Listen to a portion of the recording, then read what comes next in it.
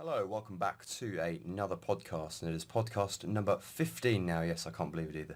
15 podcasts. It's just a number actually. Anyway, on today's podcast, plenty of sport to talk about today, plenty of news as well, especially in the footballing world. A lot of it kind of evolving as well, so plenty of updates I'm sure that we'll be able to give on to the stories that we talk about today in podcasts to come. So...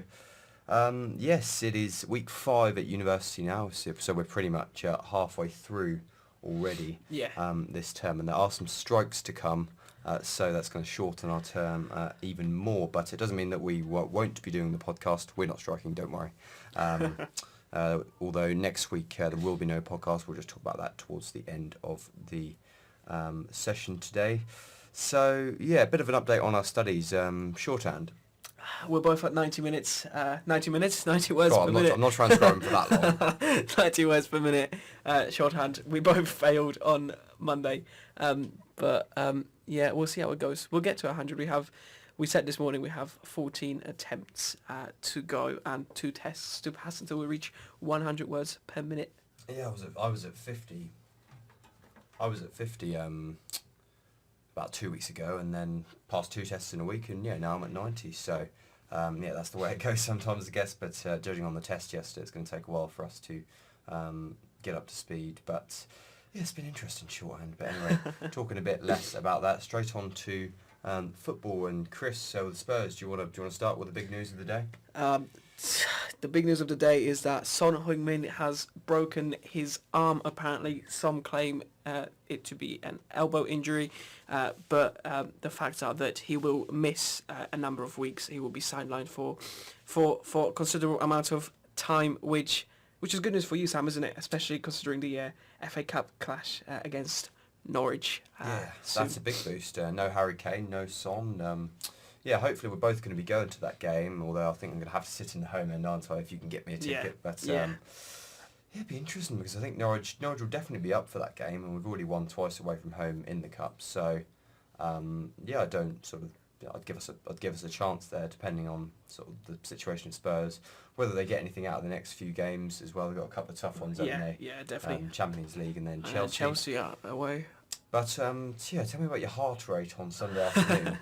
Sunday afternoon was interesting. It was a classic Tottenham game, someone would say, this season. Toby Alderweireld scoring an own goal after 7 minutes of playing. Then he redeemed himself by scoring an equaliser, only for us to go ahead thanks to Sonny and his penalty miss, which he converted afterwards. Aston Villa then equalised, and we all thought it was going to finish 2-2 until 93rd minute and 37 seconds when Bjorn Engels and his mistake led to Sonny being one-on-one against the goalkeeper, and he scored, meaning that the game finished 3-2 and secured 3 points for Tottenham. Yeah, what a mistake that was. A boost for Norwich with Villa losing. But on to the Norwich game. So, Liverpool, nobody's confident against Liverpool this season, but I wasn't really sure what to expect. I wasn't able to make the game, unfortunately. The trains were a bit up the spout, so the trip was going to be quite awkward, so I thought I would just stay in London and watch it on telly. And it was a frustrating defeat for Norwich, really. A lot of people played it down, to be honest, saying, it's only Liverpool, it was a free hit. But watching the game, I was I wrote a piece after the game just on my blog, and it was almost like a rant, to be honest. I don't know why I was so annoyed about us losing to Liverpool, but 70 odd minutes in, we didn't have that many chances. Liverpool didn't have too many chances either. It's just a lot of Liverpool pressure and us soaking it up. And Norwich just needed to make some subs, change the game, because the pressure really was mounting up, and the Liverpool goal, as they say, it was coming if we didn't do anything, and eventually it did come through. Well, it was a brilliant piece of quality from Sadio Mane, brought off the bench by Jurgen Klopp. But Norwich really should have made some subs, should have changed the flow of the game, or even just making some subs to give the boys a 1 minute breather. Yeah. But the goal was coming. I really thought we could have got something out of the game, but it was Liverpool, and it's not results against Liverpool that are going to send us down. Annoying, but another defeat, unfortunately, for Norwich, and no more progress. Still at the foot of the table. And as for Liverpool, well, 17 wins in a row, 5 victories away from the title, and it's mid-February, so a fabulous season for them. And yeah, it's just frustrating. I've done that a lot this season as a Norwich fan. Wolves next. Talk about that more towards the end of the video. Elsewhere in the Premier League, a good win for Burnley away at Southampton. Wolves and Leicester was goalless. Arsenal thrashed Newcastle 4-0 on Sunday, and United beat Chelsea last night. Interesting couple of decisions in that game. Yeah. Harry Maguire avoiding a red card Yeah. for what looked like a similar offence to Son a couple of weeks ago. Yeah, definitely. And for me, it should have been a straight red card for Maguire. It was, you could see on the replays, it was intentional, and the fact that VAR looked at it as well and decided not to give the red card baffles me to this day. But if Sonny's was a red card, then surely it was a very similar instance, if not the same, if even worse, possibly, because Maguire intended to kick Batshuayi. But yeah, for me, a red card. Yes, Chelsea also had a couple of goals disallowed by VAR, although I thought both the decisions on this occasion were correct. But a great win for Man United, and yeah, the race for the top 4 really hotting up now, or even 5th after the big news of the week was Man City's financial fair play sanctions, so potentially being banned from the Champions League for a couple of seasons. They're obviously going to take this one though to UEFA, aren't they? Hire the best lawyers in the world if they can. But if they're not successful and they do end up getting banned from the Champions League, and do you think Guardiola or any players are going to leave the club at the end of the season? Well, Guardiola said the famous quote this week, which has been going around for a while, saying that even if they put us into League 2, I'm still going to be here next year. Obviously, the implications of not having Champions League football for players like Sterling and Aguero and other superstars that play for Man City are humongous. They're absolutely huge. In terms of transfers as well, if City want to make any if they want to buy any good players, they're not going to have that Champions League to lead with, because Champions League simply attracts players from all around the world, and one of the reasons why players decide to join a football club is potentially Champions League, and not having that, again, as I said, has huge implications. And the financial aspect as well. City have made last year alone £93 million from the Champions League, and not having that sort of income is going to make a huge difference as well. But as you've said, nothing is settled yet. They will hire lawyers. They will take it to the Court for Arbitration of Sport, and we'll see what the outcome is. But if they indeed do get banned for 2 years, it'll be interesting watching Sheffield in Europe next year. There's a real chance Sheffield United could get in the Champions League if they keep going the way they are, keep winning games. And we'll have to see how that one progresses as the season goes on. Okay, the Championship this week, and it was another weekend of twists and turns in the promotion race. West Brom drew with Nottingham Forest, Brentford dropped points, Fulham dropped points, Bristol City dropped points, and Preston also dropped points. And Leeds, they were the only team in the top 6 to win, and they moved comfortably back into second place. And yes, that promotion race has been getting ridiculous impossible now to predict, hasn't it? But so all teams sort of slipping up. And West Brom and Leeds, what about those two? Is one of them definitely going to be in the top 2, or can you see any of the other top 6 penetrating both? See, the thing with the Championship is that it's so hard to predict. Even last season we saw Leeds, they looked extremely comfortable with what was it, 5 games to go. They looked set to return to the Premier League next season, and yet they managed to somehow bottle it. But this West Brom do look quite strong. The top of the table is extremely close. West Brom in first with 63 points. Leeds 4 points behind in second. And then between third and ninth, there's a 6-point difference. Fulham at the moment sitting in third, and the rest of the playoff spots belong to Brentford, Nottingham Forest, and Preston, with Bristol City, Blackburn and Cardiff just behind. Here he is, a little bit late, but Pablo will be joining us for the next section of today's podcast. Okay, that was quite an informal introduction, but how are you, Pablo? I'm good, this week has been total chaos, especially now, that there's been strikes in the university, so it's true that... Okay, fair enough. tell me. Fair enough, yes. So straight into La Liga. You've been our best correspondent for that over the past few weeks, so Yep. What is the latest on that after another week of action? Okay, so first of all, let's start with the FC Barcelona versus Getafe review. 2-1 for Quique Setien's men.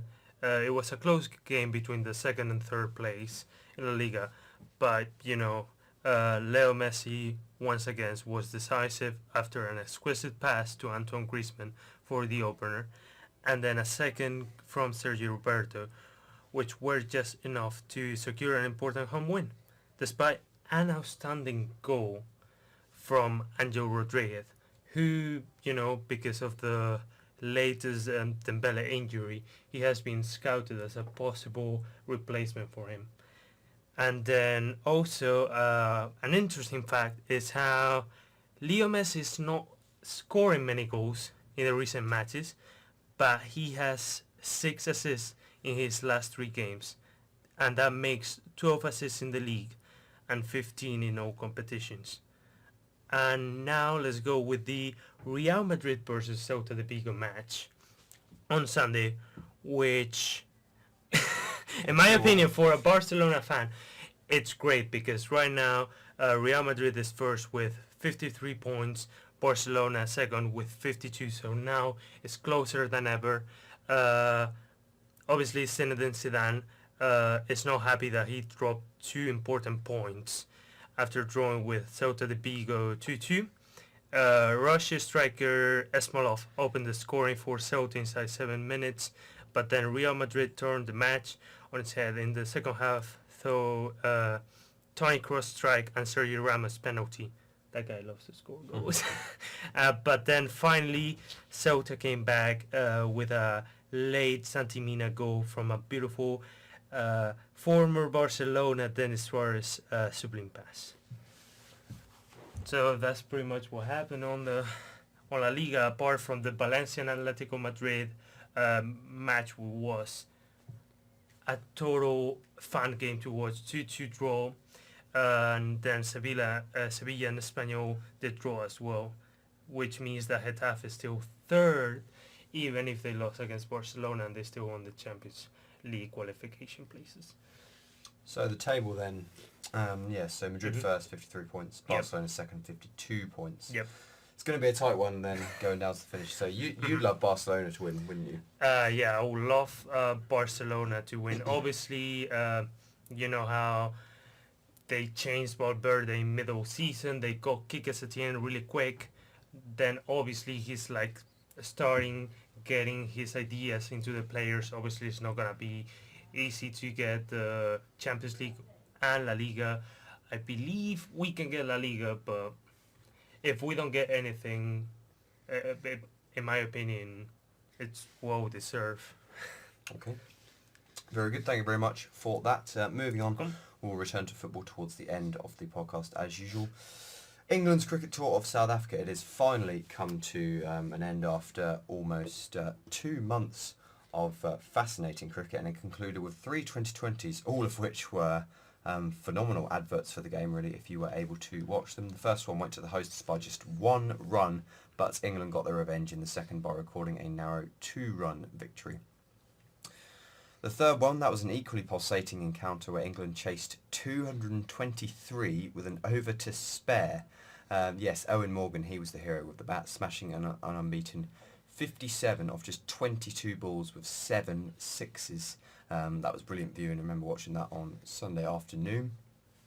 And it means that England leaves South Africa with a 3-1 victory in the Test Series, 1-1 in the ODIs and 2-1 in the 2020s. And for me, that is a job very well done and plenty of promise ahead of the tour in Sri Lanka to come in March, and also the home summer, which is almost upon us. Although with all the storms and stuff, it doesn't seem like the cricket season's too far away. But yes, I can already imagine how cold it's going to be in April when I take to the field.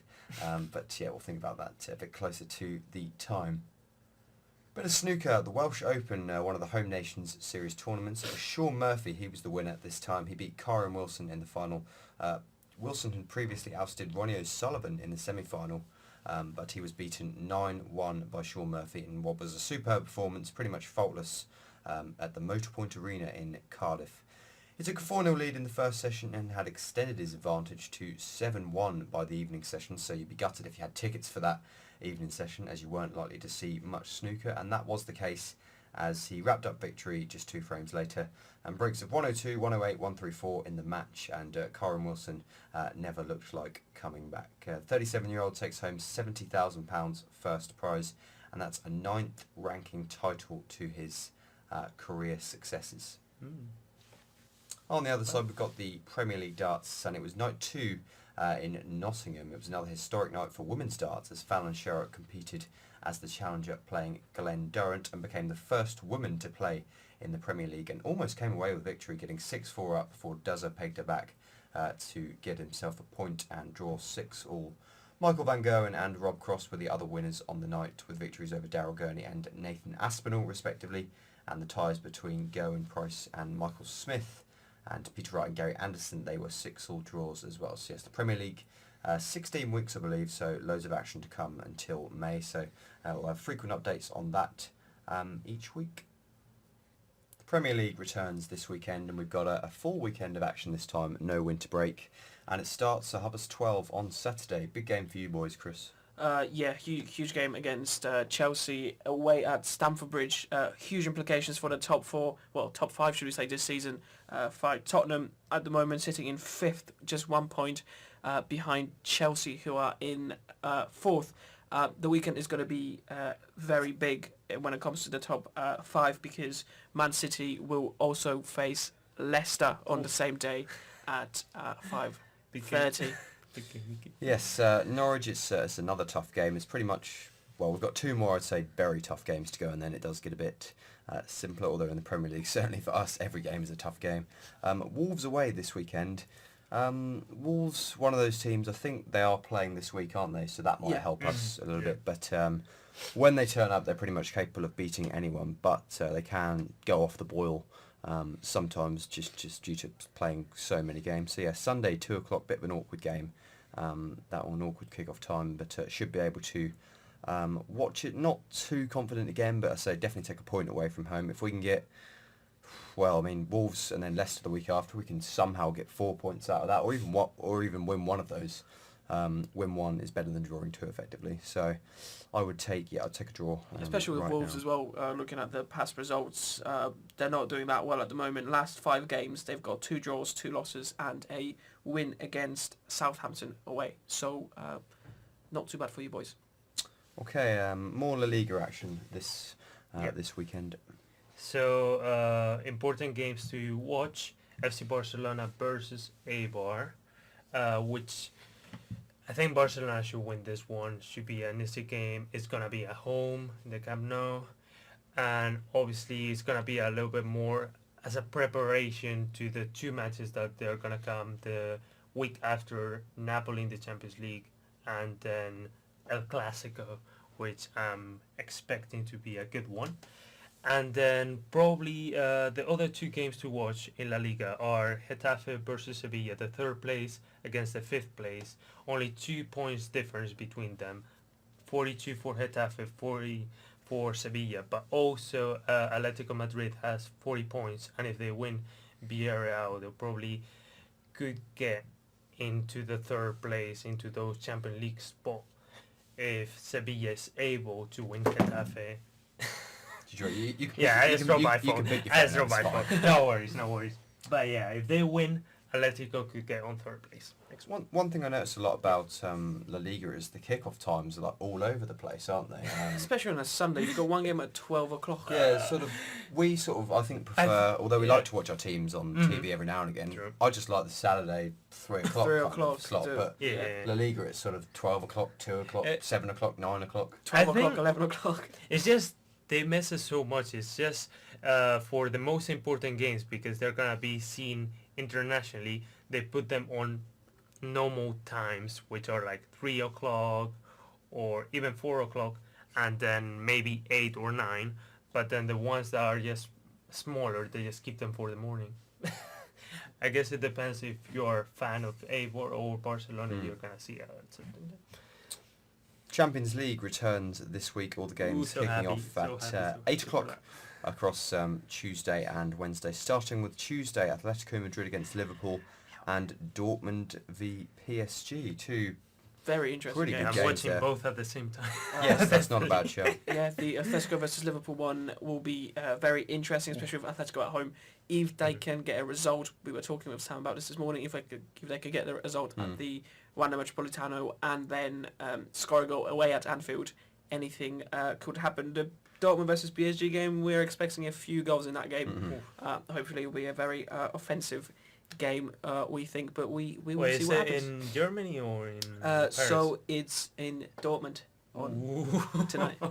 And then Oh, back that's gonna back be to a North heavy London on Wednesday. Yeah, Champions League returns to the Tottenham Hotspur Stadium when we will face RB Leipzig, the Bundesliga sensation this season. Although for some it is the most hated team in Germany. It'll be, I reckon it'll be quite a tough game, especially with the investment that they made in the squad last and this season. But if we can get a result at home and hopefully go to Germany feeling quite confident despite having plenty of injuries this season with Harry Kane, Sonny and Eric Lamela amongst the many players who are I'm out. going to say a 1-1 draw for that. Yeah, a bit of a hectic schedule, isn't it, coming up? Champions League this week, and then Premier League, and then That, FA Cup, and and an FA then Cup, yeah. Champions League And then second Champions leg. League. Plenty of games to come, and with injuries and with poor decisions not to get a striker in the winter window, we will be struggling up front. But we'll see what Jose Mourinho does and who he picks to be in attack for Tottenham. Okay, the Six Nations returns this weekend after a week break, and it's France, isn't it, leading the way at the moment. So the games this weekend, we've got Italy against Scotland, that's Saturday, 2:15. Wales against France, that's probably the game of the weekend. That's That's a big one. Saturday, 4:45, and then England, Ireland, Sunday, 3 o'clock. So, tricky to pick winners from any of those Yeah, games. huge game for France on Saturday. If they can beat Wales away, they are looking as this probably the strongest contenders for this season's tournament. But as you've said, Sam, very difficult to predict. Especially England versus Ireland. England still looking to bounce back properly from that first defeat in the first round. But it'll be interesting to see whether France can pose an actual threat this season. I mean, anything can happen. If I need to pick any, 3 teams that are going to win, I'm just going to go Scotland, France, and England. And maybe see next week if I actually got them right. I can't really see Italy or France getting results. So I just think Italy in general aren't good enough, and Wales home advantage, they're so good at the Millennium Stadium. And England, Ireland, well, same again really. I think England have had the better of Ireland the last few Six Nations, especially at Twickenham. So I'm going to think in a Scotland, Wales and Scotland, Wales and England treble there. Okay, cricket, a much quieter week ahead, only a few notable matches, the first being New Zealand and India's first Red Ball contest. That begins 10 o'clock on Thursday in Wellington, or 10 o'clock English time, but in Wellington. South Africa, they continue playing T20 as they entertain Australia on Friday in Johannesburg at 4 p.m.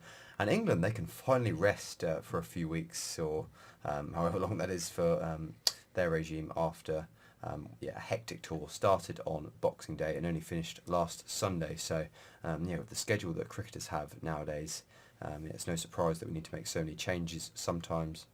And finally, the Premier League darts, that continues this Thursday with night 3, and that's live from Cardiff, 7 o'clock.